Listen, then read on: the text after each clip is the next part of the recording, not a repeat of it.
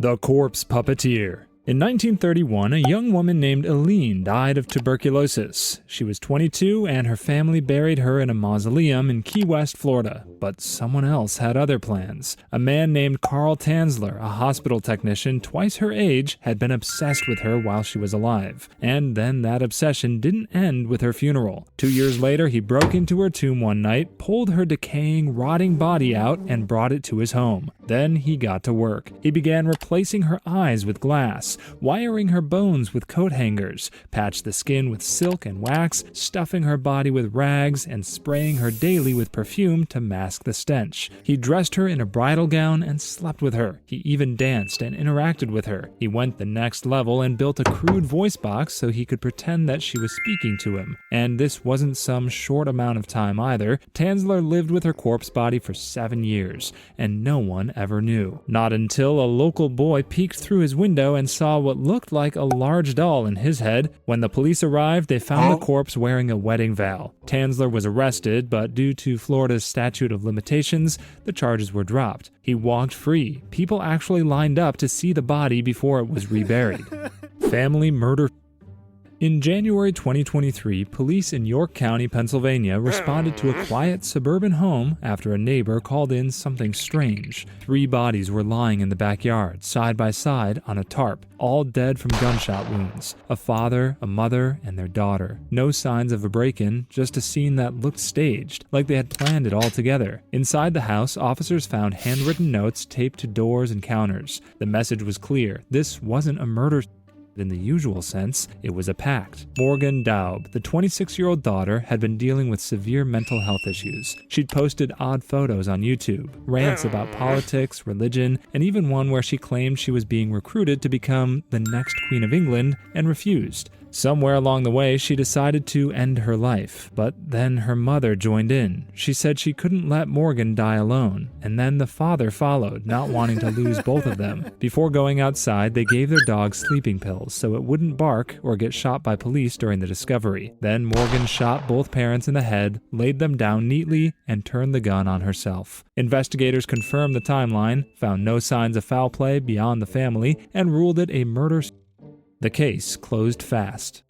Toolbox killers. Lawrence Bittaker and Roy Norris were both killers and very sadistic people, but after meeting in prison, they both realized that they shared a violent fantasy about young girls, so they teamed up. When they got out, they bought a silver GMC van and turned it into something very terrifying. They called it the Murder Mac. Over just 5 months, they kidnapped 5 teenage girls. Most are picked at random from streets or bus stops. Once inside the van, the doors were bolted, windows covered, and their screams couldn't be heard. Their tools were everyday hardware like a hammer, an ice pick, or a pair of pliers. But what they did with them after was beyond disturbing. One of their victims was a 16-year-old Shirley Ledford, and she was tortured while they recorded everything on an audio cassette. There was no video. You could only listen to the sounds. For 17 straight minutes, she screamed, cried, begged, and called out for her mother. They laughed, and at one point, one of them said, "Scream louder." Even seasoned FBI agents couldn't finish the tape in one sitting. Some of them vomited, and some of them cried. But Norris later completely broke down, and he confessed in exchange for life in prison.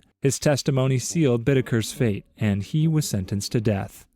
House slaughter. On January 15, 1974, a family of 6 left their Wichita home in the morning. A few of them returned just after 8 a.m. 38-year-old Joseph Otero, his wife Julie, and 2 of their kids, 11-year-old Joseph Jr. and 9-year-old Josephine. What they didn't know was that someone was already inside. Dennis Rader had broken in earlier. He waited in a bedroom, hiding, silent. He listened as the family came in, greeted each other, and settled into their morning routine. They laughed, made breakfast, talked about their day. He waited until they were all together. Then he stepped out wearing gloves, armed with a pistol and rope, and told them it was a robbery. But it wasn't. Rader had picked them at random. He'd stalked their home, memorized their schedule, and planned everything down to the tape and cords he brought. He tied up the parents and the 2 children. He told them he just needed money and a car. Then he started with Joseph. He strangled him to death in front of his family, then Julie, then Joseph Jr. He saved Josephine for last. Rader later admitted that he hanged her from a pipe in the basement and watched her die. He left her body posed. Then he took a few souvenirs and walked out like nothing happened. He called himself BTK, bind, torture, kill. He murdered 10 people over 17 years, families, grandmothers, strangers. And after each one, he wrote letters to the police bragging about what he did. They didn't catch him until 2005, when he sent a floppy disk to the cops asking if it could be traced. Turns out, it could. They found him working as a church president and code enforcement officer. He was married and even had kids. Serial killer escape. Kara Robinson was 15 at the time when a stranger pulled into her friend's driveway. She was watering plants for her friend's house in Columbia, South Carolina. He looked like a clean guy in a Trans Am and was offering her a pamphlet. She reached for it, and he shoved a gun into her neck. Then he forced her into a large plastic bin in the back seat and drove off. She couldn't see, couldn't breathe properly, and had no idea where she was going. He took her to his apartment, handcuffed her to the bed, and assaulted her repeatedly. He gave her sleeping pills and told her exactly how to act, and promised he'd let her go if she cooperated. But she wasn't convinced of that, and Kara wasn't waiting to be rescued. Then she memorized and studied everything in the apartment, even the layout as well as the parking lot, from the brief moments when the blinds moved and let her see outside. And by the morning, while he was asleep, she got one hand free, unhooked the cuffs from the bed, and ran. Still weak and barefoot, she flagged down someone in traffic. Police followed her directions back to the apartment and found everything she'd described, and it was later found out that that man's name was Richard Ivonitz. When they searched his apartment, they found evidence linking him to 3 unsolved murders of young girls in Virginia. He fled across the state lines and eventually shot himself when cornered by law enforcement. Without Kara, those murders would have stayed cold and maybe even increased over time. Vampire cult killer. Rod Farrell was just a goth teenager, but he also believed he was a 500-year-old vampire named Visago. At 16, he led a self-declared vampire clan in Kentucky where members drank each other's blood and role-played dark rituals. But things spiraled when one of the girls in his group, Heather Wendriff, told him that her parents were abusive. That gave Rod a pretty wild and crazy solution. On November 25, 1996, Rod and 3 others drove across state lines to Eustis, Florida. They broke into Heather's home late at night. Her father was asleep on the couch. Rod took a crowbar and beat him to death, shattering his skull. When Heather's mother came downstairs, he attacked her too. Both were left beaten to death and soaked in blood, while the others stole their car and fled the state. Cops tracked them down within days, using credit card traces and witness tips. When Rod was arrested in Louisiana, he confessed instantly. He showed no remorse, just a weird disconnection from reality, like he lived out a fantasy. The crowbar was tossed into a river, the blood-stained clothes were burned. Rod Farrell became one of the youngest people ever sentenced to death in the U.S. His sentence was later changed to life without parole. Wrong guy dying. On December 23, 2006, police in Phoenix, Arizona responded to a 911 call about a possible shooting. They found 18-year-old Ryan Waller sitting inside his home, disoriented and injured. His girlfriend, Heather Kwan, was dead on the couch. Ryan had a swollen face, slurred speech, and blood coming from one eye. But instead of calling an ambulance, police assumed he was the killer. They brought Ryan to the station for questioning. For nearly 2 hours, detectives grilled him. He gave confused answers, forgot basic details, and couldn't keep his eyes open. They thought he was on drugs or lying. In reality, Ryan had been shot in the head, point blank, during a home invasion 2 days earlier. He was dying. The attackers were Richie Carver, Ryan's former roommate, and Richie's father, Larry Carver. They had broken into the home, shot Ryan in the face, and killed Heather. But because Ryan somehow survived, and because police failed to recognize a literal gunshot wound to the skull, he didn't receive medical treatment until it was almost too late. By the time doctors operated, Ryan had developed a severe brain infection. He survived, but with permanent brain damage, vision loss, seizures, and partial paralysis. He lived like that for 16 years before dying in 2022 from complications directly linked to the injury. The Carvers were eventually arrested and convicted, but the damage to Ryan couldn't be reversed. His last clear memory was watching his girlfriend die, then being treated like a suspect while his brain swelled under fluorescent lights. Mansion murders. The Savopoulos family had everything you would want, like a lot of wealth, tight security, a gated home in one of the most safe neighborhoods in DC, but none of that stopped what happened on May 13, 2015. The family stopped responding to calls, and the employees were told not to come in. And when the firefighters showed up for what looked like a small house fire, they found 4 bodies, burned, beaten, and murdered inside a smoldering $4 million mansion. Sava Savopoulos, his wife Amy, their 10-year-old son Philip, and their housekeeper Veralica had been held hostage for nearly 24 hours. The killer tortured them while demanding $40,000 in ransom, money that was actually delivered to the home in cash. After getting paid, the killer bludgeoned the adults, stabbed the children, and set the house on fire. But the man who thought he covered his tracks actually left behind a bite. A half-eaten pizza from Domino's Pizza was found in the kitchen. DNA from the crust led police straight to Darren Wint, a former employee of Savis's company. It took a manhunt across multiple states, but they got to him. Wint was convicted on all 20 counts, and he'll never walk free again.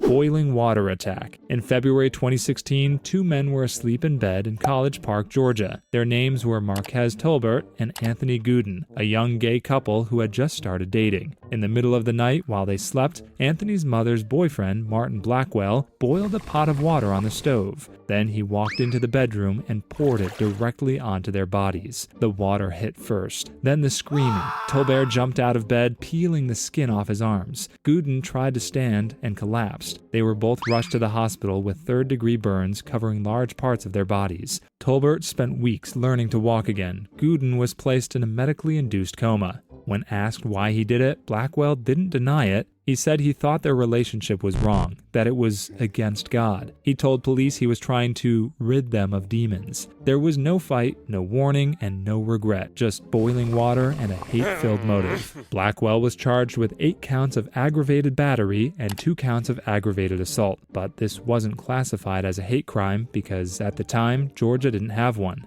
In August 2016, a jury found Blackwell guilty on all counts. He was sentenced to 40 years in prison. Marquez and Anthony survived, but with permanent scarring, physically and emotionally. Their relationship didn't survive, but their story forced Georgia and other states to re-examine the laws around hate crimes and how easy it is for someone's personal disgust to turn into real violence. Southside. He snuck into homes at night. He was quiet and calm. His name was Dennis Rabbit, but the press called him the Southside.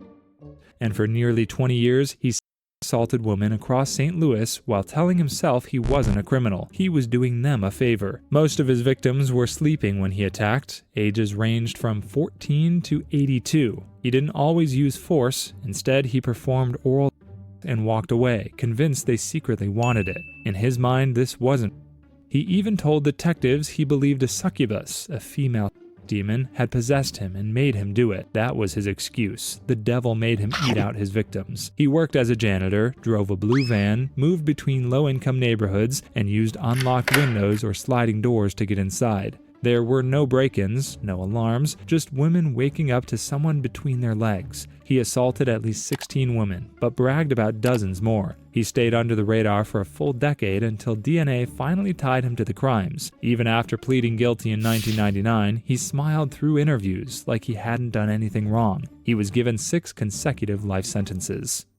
The Vanished Geologist. On June 23, 2021, 24-year-old Daniel Robinson, a young geologist in Buckeye, Arizona, drove into the desert during work hours and never came back. He had just started the job a few weeks earlier, surveying remote job sites and collecting rock samples. That morning, he met with a coworker at a drilling location. Everything seemed normal until Daniel suddenly got in his Jeep and drove off, without saying why or where he was going. It was over 100 degrees out. Daniel didn't tell anyone he was leaving, didn't take extra water, and never contacted his family again. Almost a month later, his car was found flipped in a ravine. The airbags had deployed, the windows were broken. Strangely, his phone, clothes, wallet, and boots had all been placed in a neat pile a short distance from the wreck. The crash data showed the car had accelerated just before impact, with no sign of braking. Police didn't find blood or signs of foul play, and they treated it as a missing person case. But Daniel's father was sure something wasn't right. He moved from South Carolina to Arizona and launched his own investigation, hired teams to scan the desert. He contacted news stations, begged for coverage, and started digging through cell records, GPS logs, and the Jeep's black box himself. One witness claimed Daniel had been acting off that morning, waving at nothing, staring into space, mumbling. But nobody knows if he was disoriented, in distress, or being followed. His body was never found. No reliable sightings, and no confirmed answers. Family cliff murder. Jennifer and Sarah Hart were a kind lesbian couple in other people's eyes. Two white women who adopted 6 black children, traveled across states, and posting smiling family photos. But behind those images was something dark. People saw bruises, and neighbors heard crying. Reports were filed, but no one acted. On March 26, 2018, the entire family was found dead at the bottom of a cliff in Mendocino County, California. Their SUV had gone full speed off the edge. There were no skid marks, or no attempts to stop it. Jennifer was drunk behind the wheel. Sarah and all 6 kids had high doses of Benadryl in their systems. One of those kids was Devante, who'd gone viral in 2014 after hugging a police officer at a protest. He was smiling in that photo. Just 4 years later, he was likely drugged and murdered by the people who were supposed to protect him. And after digging into the family's history, investigators found a pattern of abuse and neglect, starvation as punishment, as well as lies about homeschooling. A long trail of red flags that were noticed but were never acted on.